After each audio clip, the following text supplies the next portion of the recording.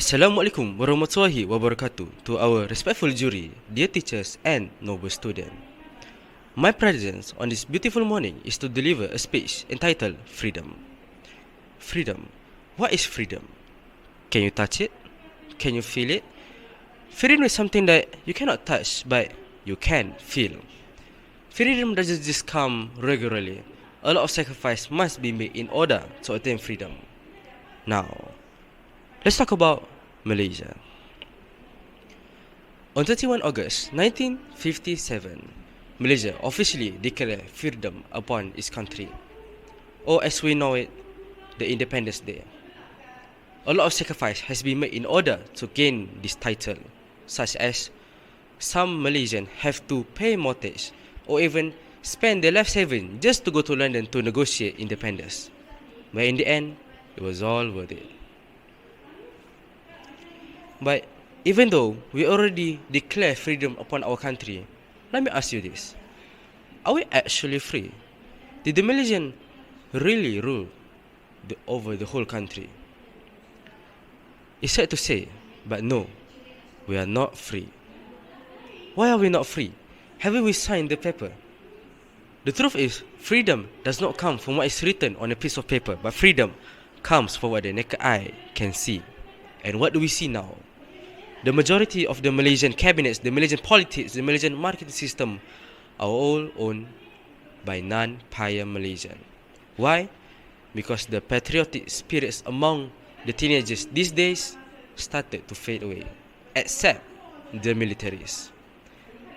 Ladies and gentlemen, let us all thank the Malaysian militaries. Without them, I will not have eaten the same food. I will not have breathed the same air as you. I will not even have the opportunity to be here and talking to you.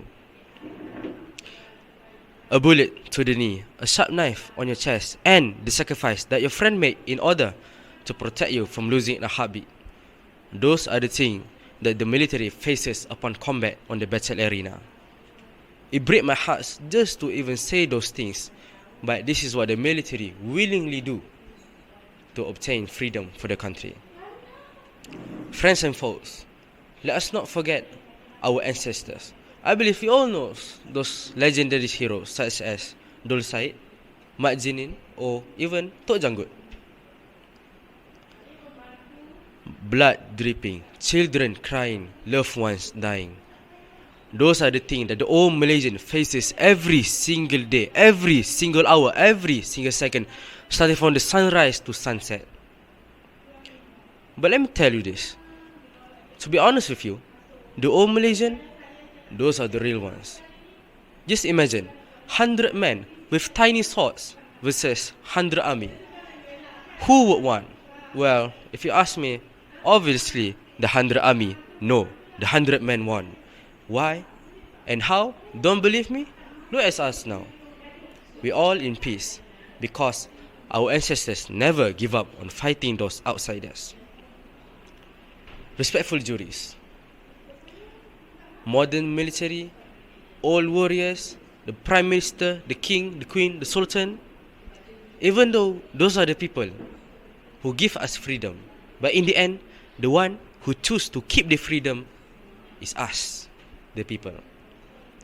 Mat Jinin, Dol Said, Tun Janggut, those are not trained militaries, those are just some regular people, some random people. But how did they manage to obtain freedom? Why? Because they choose not to live in poverty, they choose to not live in fear, they choose to live freely, and they choose to save the future generation from the sad reality that they live on. Despite only know silat. If you do not know what silat is basically a traditional martial art. Despite only know silat, with the fire in the heart, they managed to obtain freedom for the country.